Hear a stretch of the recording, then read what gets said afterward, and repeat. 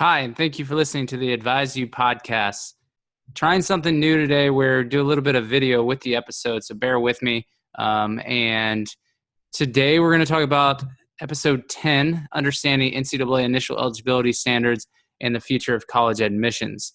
So a little two-part episode where we'll introduce the NCAA rules and then break those down, introduce the Eligibility Center process, and then also we're going to look at something called the Common Application. That is an admission software for higher education.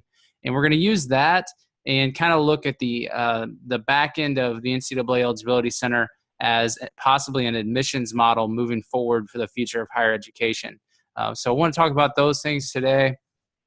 And then, as always, visit AdvisEdu.com to learn more about the think tank company AdvisEdu, things that I'm working on. Really trying to do a lot of work on here towards innovation soon, and got the podcast. Every episode you can find on the website. You can read a little bit about the book, Two Sides, Same Coin, that I am currently writing right now, and it's pretty much a connection between higher education with a focus on higher education policy and how the NCAA is doing quite well with the innovation and data-driven, research-driven decision-making. So if you'd like to learn more about that, you can reach out if you'd like to learn more than what's on the website, but that will be coming later in the year.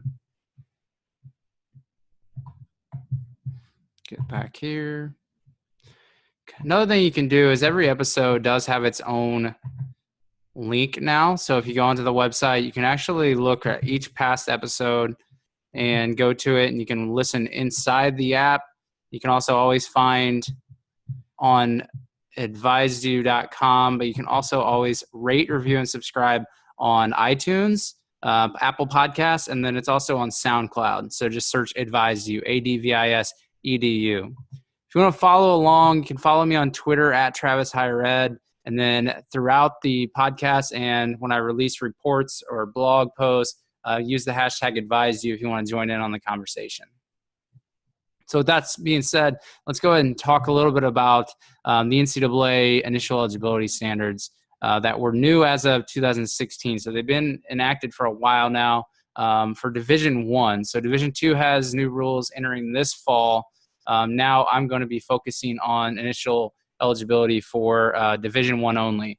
For those that understand, I work in Division II. My background is in Division I, but this podcast and AdvisEdu is mostly about Division I. So if you are listening and you're in the D2 circles, do know that there are different rules than what's going on with the D1. Same kind of premise, but a little bit different. So understanding the NCAA Initial Eligibility Standards, I focused on the continuing eligibility quite a bit, but just to give you an idea, there's really three things associated with the actual standards. So that's core courses. Not all courses are considered the same in high school, similar to continuing eligibility, how we talk about what's degree applicable, what's not. And then we talk about GPA and how we actually use the core course GPA. So we'll talk a little bit about that. You may have heard the 2.3 you're taking knee.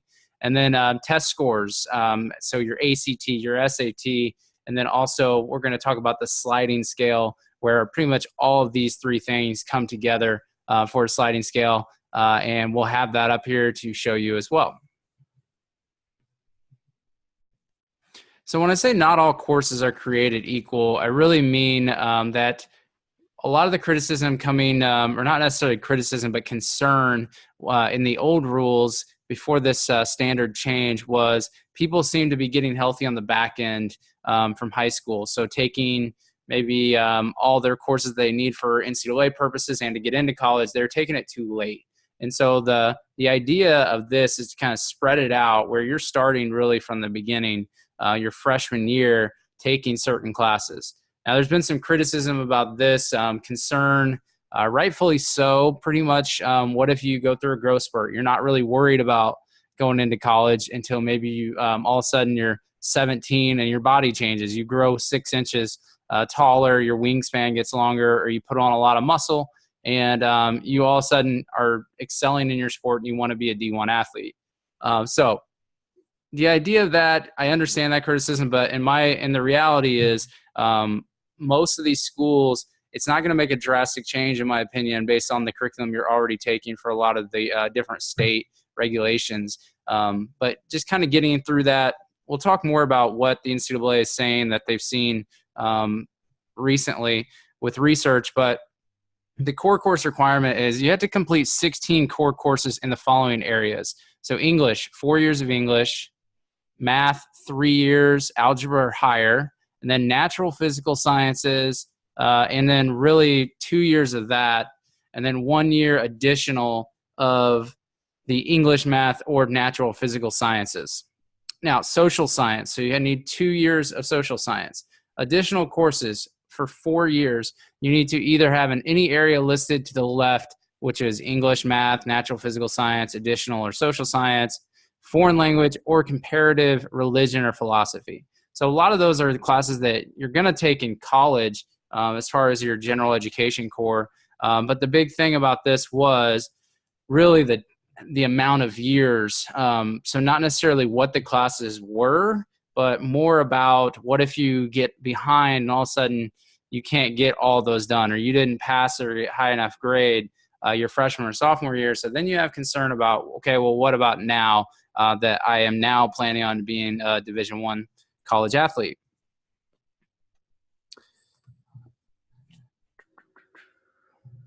Then talking about the 2.3 or take a knee, that is the next area we're going to focus on. So if anyone's been to the NCAA national office and you've been in the Hall of Champions, you'll notice that it's plastered with different pictures and sport references about 2.3 or take a knee. So they kind of made kind of a marketing campaign to push this out. What they mean is your GPA of your core courses that the NCAA is talking about using for the last slide that I just talked about. You have to have a 2.3 GPA in those, and only the best grades from the required number of NCAA courses will be used. So this does give them a little bit of advantage if you take more core classes. For example, if a student took 18 classes that counted towards that 16 core courses, the NCAA will count the 16 with the highest grades. So similar in college, how if you repeat a class, for example, your GPA at a lot of institutions, the second attempt or the highest attempt will count the grade and the other one will be wiped away. Similar in this, because if you do retake a class, you can improve your GPA. But in high school, it's most likely going to be more beneficial for you to take another class, so that you want to get past that 16 so that you can just use your best ones. Think about growing up, if you had a test where your teacher, either in high school or college, would drop your lowest 2 scores, something like that. So that's kind of the way I look at it with the initial eligibility. So some high schools you can get up to 20. You could take the 20 core courses, but it is a concern for those that, like we mentioned about the concern, is if you wait too long, what happens on the back end whenever you're trying to fit all these things in there. That can be where it's a little bit of a concern. So the 2.3 or take a knee campaign, probably have seen that out there. There's publications. Eligibility Center definitely pushes that message out there, and really focusing on that 2.3. And it used to be a 2.0. So not a drastic change with your high school GPA, but if you're a late bloomer with education, then that could be a problem. Getting from that 2.0 to 2.3 could all of a sudden be a little bit of a culture shift for high school students. All right. And then what's the impact of a 2.3 initiative? So students, these are both according to the NCAA, and I have the YouTube video of here with the Eligibility Center, where it basically says students between 2.0 and a 2.0 and 2.3 GPA were not as likely to graduate from college. And that is the reason why they did the 2.3 campaign. So the NCAA always makes research-driven, data-driven policies, especially with GPA. And that's one of the things we're talking about the APR, for example. If you have a 2.6 and your student leaves, then you're not penalized, because a 2.6 pretty much would predict a higher likelihood of graduation. Similar here. So they found that 2.3 is kind of that sweet spot where you're looking at being a graduate and having more likely to graduate than if you're in between the 2.0 and 2.3. So that was the range that it used to be, 2.0, all the way to the range now. And then a lot of the articles, criticism that came out when this was announced back in 2012 or so was, what's the impact going to be? So less than 1%, according to NCAA research, less than 1% increase of ineligible students with the new 2.3 standards than in recent years. So I didn't see the specifics in the video or hear that of how many years, but they said in recent years. So my opinion is that's probably likely since the old standards were in place. So less than 1% increase of ineligible students with this new 0.3. Now, what that does tell you is maybe you can govern academic preparedness. I think it's a little bit harder to say that for sure because there's so many high schools, and that is a concern of mine. If I was kind of playing devil's advocate on these policies, is because when you look at 2.3 or take a knee, the not all courses are created equal, coming up with those, then all the high schools, there's so many high schools. This is just kind of a stat from an article on ESPN a few years ago where it said 39,000 approximate number of high schools in the Eligibility Center database, and then approximately 200,000 high school athletes who enter their information for certification annually, and then 110,000 number of core courses that are submitted by the high schools. And then it's reviewed by a staff. And I was at a presentation at at my institution. We had our regional compliance seminar at the NCAA a few months ago, and this was brought up by the staff and really talked about what work they do. And it's some impressive individuals. I'll say that's a job that you got to pay a very good attention to detail. And that brings me to my point, though, about the high schools. So many different high schools. How can you necessarily govern and make policy for academic preparedness? And then you have to balance that with the people that will say, well, getting into my school, my college of choice should be all that matters. I don't really agree with that. I think a lot of schools have minimum standards, and unfortunately, college athletes, some of them will get in even if they're not prepared, or they don't meet the admission standards. Now, in my opinion, I think it should be based on your institution's mission. So if you're a land-grant public university that admits a lot of students, or you're an open admit policy for your community, then let them in, and as long as you have the support and you're consistent with your philosophy. If you are an institution that holds your students accountable at that admissions process, and I have a 3.5 student not getting in, but I have a 2.3 high school student athlete getting in just because they're an athlete, then that's where it kind of is a little concerning. So my whole opinion is all the high schools are different, but the colleges are individuals too, and they need to kind of be consistent with their own policy. Unless, as we'll talk about later on in the podcast, is if you want to go to this sliding scale of higher education that we're going to talk about next with the NCAA's model. So we talked about in the classroom the core course requirement. So you have to basically run through it again really quick. 16 number of core courses. In English is 4 years, math, which is algebra or higher, which is another problem because if you're low in math, then not all of your semesters, your trimesters of math are going to count. And then you have your natural and physical science, including 1 year of lab if offered at your institution or your high school.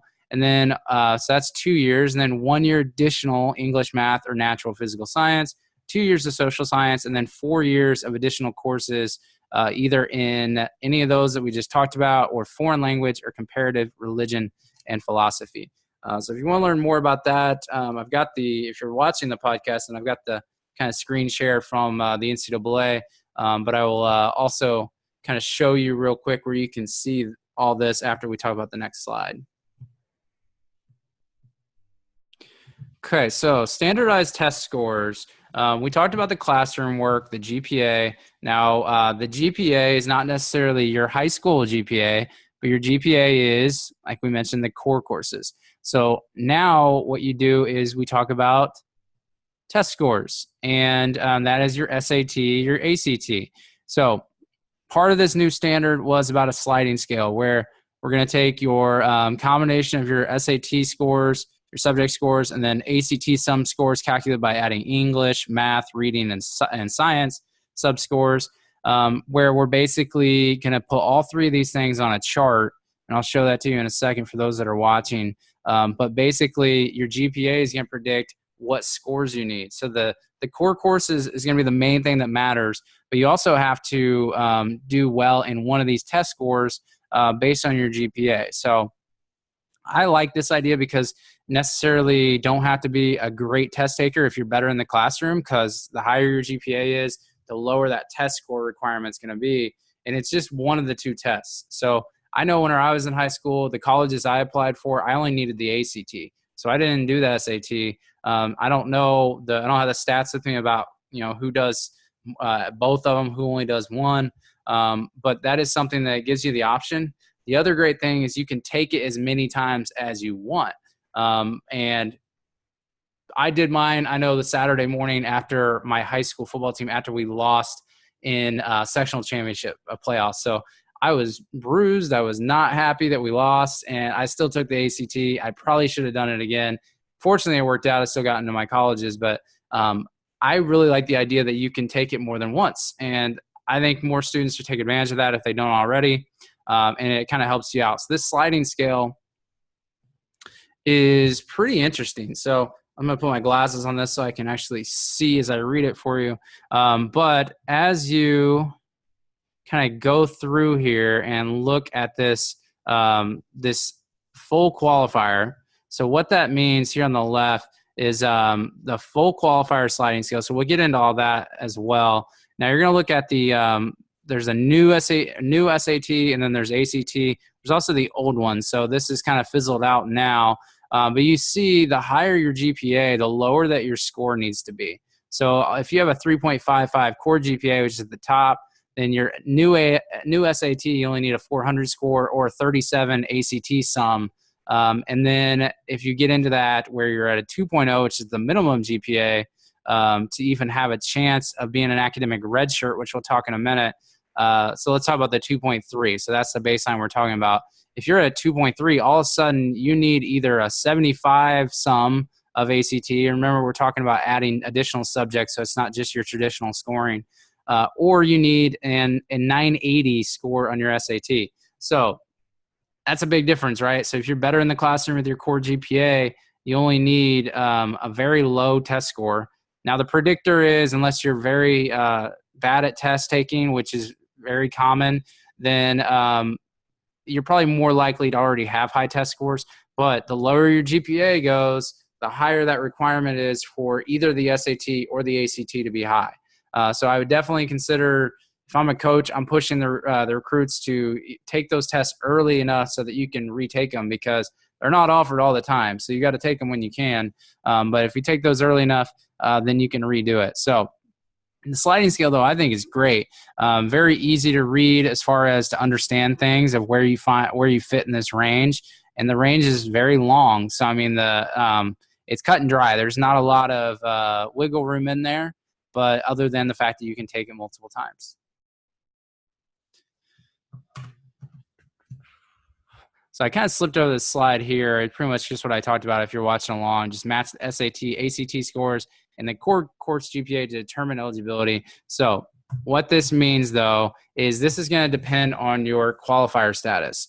So whether you're full, you're academic redshirt, which used to be called partial, or you're not a qualifier. So full meaning you earned everything that we just talked about. You graduated high school. You had the matching ACT, SAT, GPA with the sliding scale. You passed all your 16 core courses, all of those things. The academic redshirt means that you didn't necessarily do all of them, but you still did complete 16 core courses, earned a core course GPA of at least 2.0.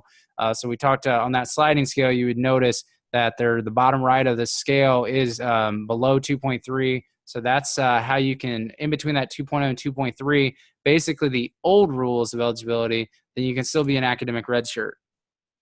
Now, the academic redshirt means that you still are college bound. You can still receive athletic scholarship during your first year of enrollment, and you may practice during the first regular term, but you are not allowed to compete during the first year of enrollment. So that's what they mean when redshirt. So you can do an athletic redshirt, but this is now, from what used to be called the partial qualifier, is now called the academic redshirt. So if you come in, it's a good chance to, whether you're taking classes in the summer before you move into the dorms, and your whole first year, you really have a good chance to get that whole year under your belt where you could have 30 to 40 credits done going into your sophomore year. So you still would have to meet the NCAA continuing eligibility rules, which are very lenient in the freshman year anyways. But this would give you that time to just focus on your academic support services and really go from there.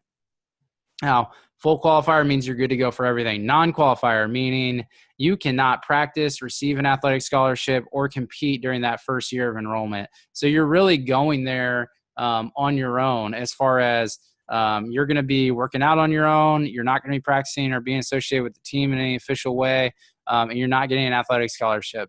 So some in-state students, if the scholarship, they can do without it for a year and then they can get their academics up, then you have a chance.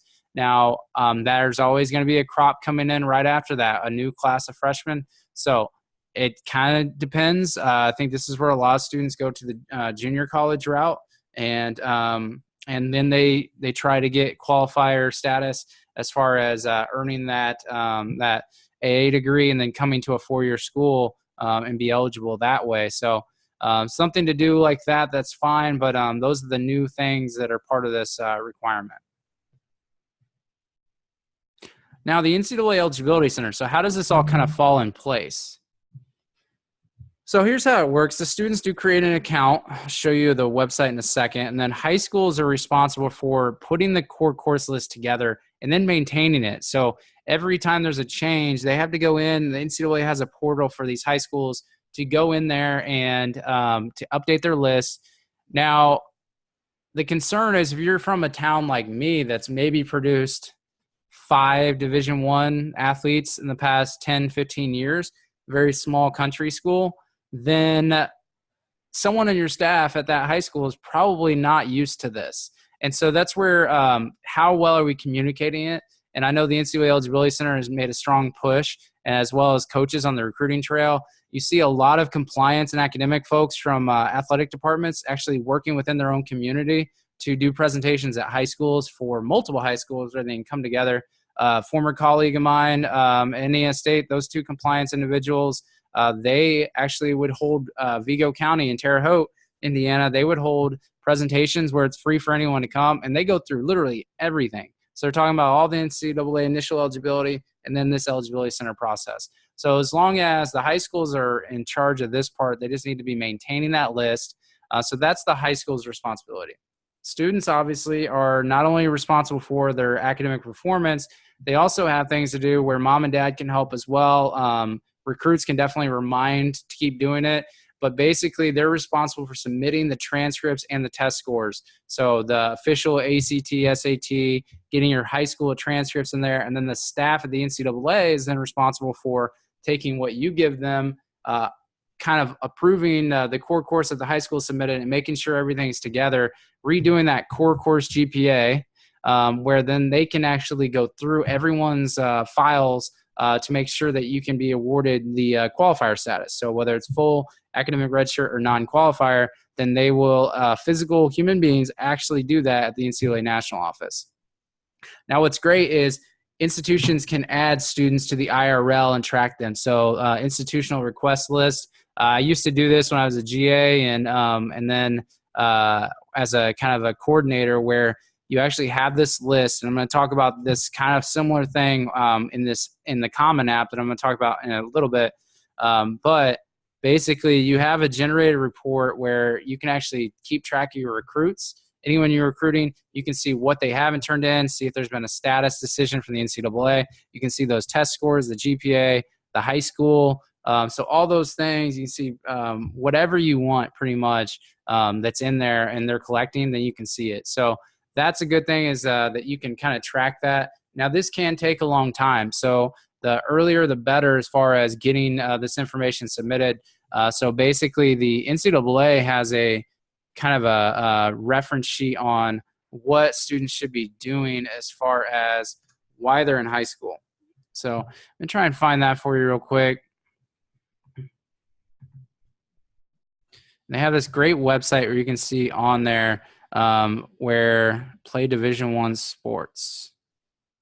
Okay, so it's called Get Ready, Set, Go, and NCAA.org, student athletes play Division I sports.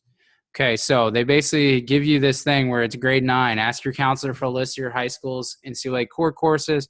Grade 10, register with the Eligibility Center. So in your sophomore year, register for the Eligibility Center.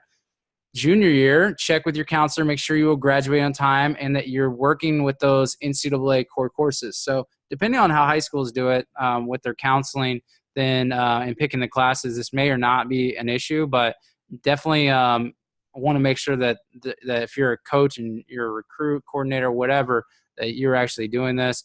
And then the ACT or SAT, submit your scores to NCAA using code 9999. And then at the end of your junior year, you'll submit the official transcript to the NCAA. And then senior year, finish those last NCAA courses, take the ACT or SAT again if necessary, submit the code, and then complete all academic and amateurism questions in your Eligibility Center account. So basically, Eligibility Center account, you'll answer a phase of questions. That's going to mostly be about the amateurism, which is definitely out of the scope of this podcast. But the academic piece, pretty cut and dry once you get that information in there that you can get going with this. So I encourage you to go to ncaa.org or just search Play Division I Sports once you're on ncaa.org. And then their Eligibility Center, as those listening can't really see what I'm doing, but I'm just kind of going through the ncaa.org's website for recruits. Okay.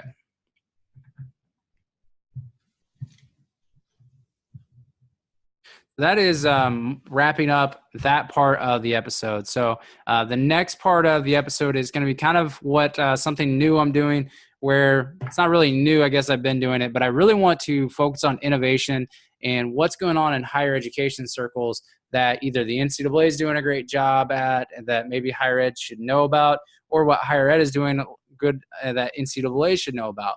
Now, this is that unique perspective where I think both areas of higher education are doing good. So technology is tremendously helping institutions and higher education sector in general. And then it's also helping the NCAA. NCAA is not new with this research-driven and using technology to leverage at all. So they've been doing it for a long time.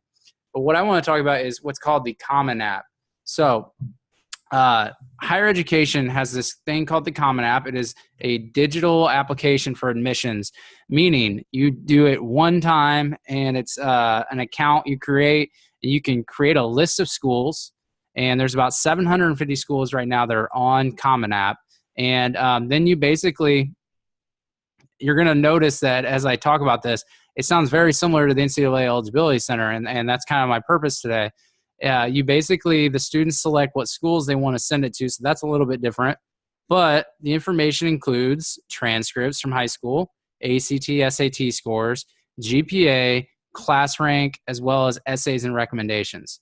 Now, I believe the Eligibility Center also does class rank on the IRL, but I don't know that it's a requirement to be on there. It's definitely not a requirement as part of the academic standards, but what caught my attention with the Common App is essays and recommendations. So that makes sense because even though it is a one-size-fits-all application that 750 schools use, you still go in there and you answer some more questions specific to that university. So similar how the high schools have to go in for the NCAA and tell the NCAA, here's what else, here's our core courses. It's similar to the fact that higher education institutions have to tell the Common App, okay, well, that's great, but here's what we also need. And then basically the students have to submit those while they're doing that. So you'll send one application out, and then for your list of schools, you might get a few questions for each of those schools that's specific to that institution. Now, what I like, though, is this essays and recommendations. Why do I like it? Well, recently in the news, higher education circles, there's a lot of schools that are actually making testing optional. And there's been a big push where standardized test scores of ACT, SAT should not be included. It comes with equity of applications, diversity. It also just comes with students don't do good taking tests, and they'd rather other things be a factor in there. One thing being essays and another recommendations, and then the GPA. So I would think it'd be amazing if the NCAA Eligibility Center, we have waivers for those that are academic red shirts and non-qualifiers that you can go through. And I think this is part of it because you have to do statements and all these waivers. But what if on the Eligibility Center we had an option where essays and recommendation letters were sent? And I mean, it doesn't have to be part of the standard acceptance, but if we already have it in there, we can kind of get a little bit of a better idea, since there's a human element to this, where you can talk about your background, why they want to go to college, what they think they can get out of college by playing college sports. So I think that if you have students on the borderline, maybe that'll help speed up a waiver process. I'm not a compliance individual anymore, used to be. But I think from an academic portion, we're meeting with recruits from all different backgrounds, society backgrounds, and income backgrounds, that maybe this is a good option that we just throw in there. And when you're filling out your information in the Eligibility Center, you can do an essay and recommendation, and I think that'd be great. Another thing I like about it is that the students create a list of schools to send information. I sent a tweet out yesterday where, and I was kind of prepping for this interview, where I thought, that's pretty unique. And it's how college admissions works. I mean, right? The schools, yes, there's college recruiters that go to recruiting fairs, all of that. But at the end of the day, most students are applying to multiple colleges. So I think recent studies showed that most students are applying between 5 and 8 colleges out of high school. I applied to 3 coming out of high school, and I thought that was a lot. I know a lot of my friends, we only chose 1 or 2, and you would find out quick enough that you would just then apply. With the Common App, it's obviously made it a lot more common to send it to multiple schools. So if you're looking at this and you're a Common App accepting institution, I think it's a great thing because you already have students applying to you. Now, does it throw off the conversion rates of who actually comes? It can, but looking at the fact that they're going to be the ones selecting. So in my tweet, I mentioned about what would it look like if there's a day where college athletes have a little bit of leverage, where they just do a notification system where they tell these schools that, hey, I'm interested in being a student and an athlete at your institution. And that could be something that would be a game changer as far as budgets. Maybe you're not spending a lot of money on your budget travel for recruiting. Whenever you have this, everyone has a kind of a high school recruit video, highlight video, and we see all their academic information. And what if we had a notification system where student athletes actually said, here's the 8 schools that I'm considering going to based on what my ability is. And then, not saying that that's going to completely change recruiting as far as coaches going out and recruiting, but if the information's there and it's being sent to you, you're probably going to watch that highlight tape. You're going to have their academics. So I don't know. I think maybe if the Eligibility Center, whether it's through that or if schools have their own things that they can kind of use. I know a lot of these program softwares that athletic departments use have a questionnaire form built in. So it's kind of like that. But if we're already going to have them submit to the Eligibility Center, why not just put a notification system in there to send your information directly to this school? And then you can even send your highlight video separately or even attach it on a link, what have you. But I think that's interesting with the Common App, where it makes things a lot easier. And then maybe it can save some of these schools some travel budget money and for recruiting. And I think it could just be a good thing to also put it on the student as saying, hey, I want to make it known that I am interested in your school for both athletics and academics. And we saw this notification system coming out lately with the working transfer group, where students can kind of make it known that they want to leave and be re-recruited. But what if we just started a notification system on the front end where you're saying, hey, I want to go to this school. I want to go to these 8 schools. I want to at least be recruited by these schools. So I think if we gave schools the options to be included in that, those are 2 things I'd like to see on the Eligibility Center that we could kind of combine it with the Common App. So that's what's a couple things that I think that the Common App does that the NCAA Eligibility Center could benefit from. And then also a third part of that is there's 2 different applications. So talking about that notification system of transfers, right? Now the Common App actually has an application for those in high school going in to be first-year college students. They also, with your same account, so you only have 1 account, but you have 2 different applications where you can also do it with transferring.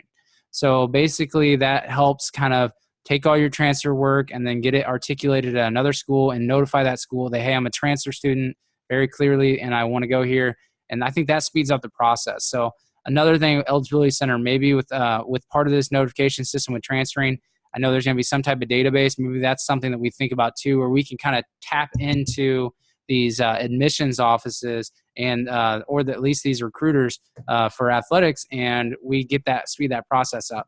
Because I can tell you, doing transfer articulations is enough whenever you're already sending 20 possible junior college transfers. Now you throw in the junior college transfers and the 4-year transfers from D1 institution to D1 institution. These offices with only 1 or 2 compliance people, they're going to take a hit, and it's going to backlog like crazy if your coaches are wanting to recruit heavily of these transfers, like I think a lot of them are going to. So those are some things that the Common App's already doing that maybe the Eligibility Center can do. And then what I'd like to do is for those watching, just kind of show you through what the Common application, see if you've used it before, where basically you just start it. You can actually search and see what you want in here. So my alma mater, Indiana University, they are a Common App school. So Indiana University Bloomington, my employer is University of Annapolis, we're Common App. So you actually sort it by state, and you'll see a lot of the Division I colleges are already accepting the Common App. What you can do is you can hit Explore, you can plan ahead. So it's a lot like that Play Division I sports website in the NCAA, where why go to college, how to prepare, how to pay for college, things like that, your journey, everything on here. And then there's also helpful videos of how to utilize the website, why the Common App is good, virtual counselor, all those things. So it's very similar, though. If you look at the Play Division I sports, you're going to see a lot of similarities. So with that being said, I think another great thing that we could take advantage of is if the Common application started adopting the sliding scale. Not just Common App, but all of higher education. So admissions process is taking a lot of heat in this Trump administration, and then also just higher education circles in general, because a lot of people don't really know the kind of secret sauce of admissions at each institution. So I think Common App really knocked down some doors. I think that's a part of why that and their competitors got into this space, is so that we can kind of make it a little clearer. And then also for diversity of applicants, and maybe be less intimidating and more understanding that people from all different backgrounds should be able to go to these colleges. So if you're wanting to kind of look at that, I think a good way to make that with the Common application is if they actually did the sliding scale.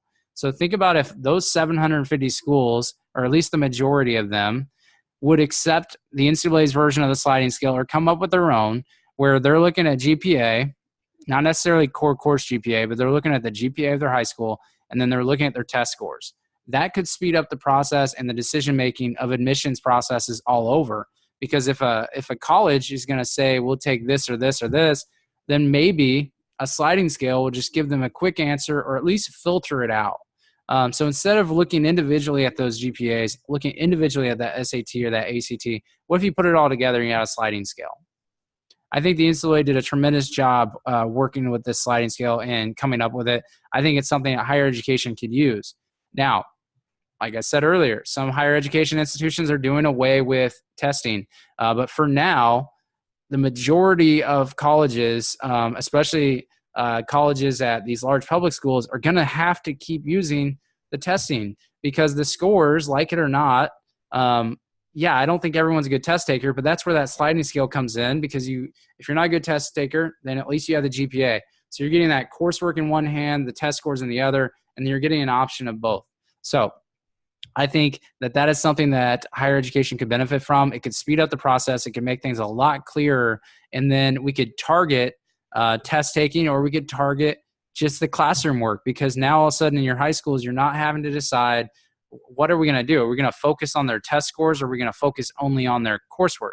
Now you kind of have the option for both areas. So just something to think about if you're in higher education, which this podcast, I know a lot of the people that listen are from NCAA schools. I'm really trying to push the content out to more of higher education institutions, so that they can realize that NCAA policy is thinking ahead about where higher education could benefit, where it's going in the future.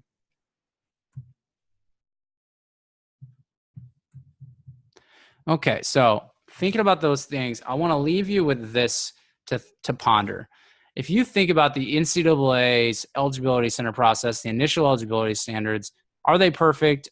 I think they're very close. I think it's better than just leaving it up to institutions, because then you don't have to worry about special admission programs. I think having NCAA initial standards helps kind of demystify that a little bit, meaning are we letting anyone in based on with even low standards? I think having the NCAA initial eligibility standards, bumping it up to a 2.3, utilizing that sliding scale, I think it really diversifies the opportunity for students in high school, regardless of what high school you come from. And then also the Common App. Thinking about the Common App technology, now that I kind of compared it to try and make it a little more common, no pun intended, like the NCAA Eligibility Center, kind of compare the two, I hope that we are now can have a discussion about what if these two things kind of was the future of college admissions. So I just spoke about this, but I want to leave with that. So with the podcast, I'm really going to be kind of focusing on not only introducing certain things, giving my opinion on things, best practices, but also comparing it to higher education about what is innovative and what needs to be looked at a little closer with some different solutions. So that's what I hope I did for you today. As we leave, I'm going to remind you to go to advisedu.com, AdvisEdu. Get on here, and on the homepage, just tells you a little bit about the think tank, how it's focused on changing the narrative to reflect an accurate picture of how NCAA academic policy fits into higher education. I mean that in a good way. I think that the NCAA is not perfect, but the academic requirements is definitely heading in the right direction. If you think about whether it's the continuing eligibility leading to more degrees, it's becoming it was ahead of the time for what higher education is doing now with the 15 to finish semester by semester. You look at the initial eligibility that we just talked about today and the future of admissions, how it's really using that sliding scale to its advantage. And then also thinking about things like the academic revenue distribution. Everyone kind of up in arms about that, but that is very similar to what goes on in higher education today with what is called academic performance funding for institutions. So there's a lot of key terms that are just not called the same thing. And so that's kind of the point of AdvisEdu, to kind of also just kind of help guide policy, give my opinion, and then kind of just so you know, it's really a way for me to vent about my writing process. So I don't do a lot of blog posts, and the reason I don't is because I'm actually writing, and I don't want to just get the short version out there. So I think that's why I enjoy the podcasting. So if you're at an institution and you ever have something you want being spoken to your institution, whether it's academic folks or athletic folks, about how the two are on the same team, there's a couple presentations that I do called a reminder that higher education and NCAA are on the same team, and then how higher education innovation may impact NCAA academic policy. So these are two discussions that I'm going to put a little short podcast soon about that and the book, just while I'm on paternity leave with my son being born, just kind of make more clear what AdvisEdu is all about. And so I hope I've done that through the podcast episodes. Going to start bringing in more guests, I promise. I know everyone really enjoyed the Mark Trumbo from Syracuse at the N4A National Convention. His has gotten over 100 listens, so that's been great. And then also just leave you with following me on Twitter, @TravisHigherEd, and engage in some discussion with there. Use the hashtag AdvisEdu, AdvisEdu, if you want to listen to the episode or comment on it. And then you can find this. I'll post it shortly here. You can always find my podcast individual episodes on the blog, on the website. Just an easier way for me to categorize, where you can listen to all the episodes either together in one playlist or in each blog, and I put the show notes on there. So that is all I have today, and I look forward to kind of working with you in the future as we move forward. If you have anything that you want to be talked about in the podcast, please don't hesitate to either follow me on Twitter and ask me, or mention it on advisedu.com on the contact page. All right. Thank you for listening to the AdvisEdu podcast.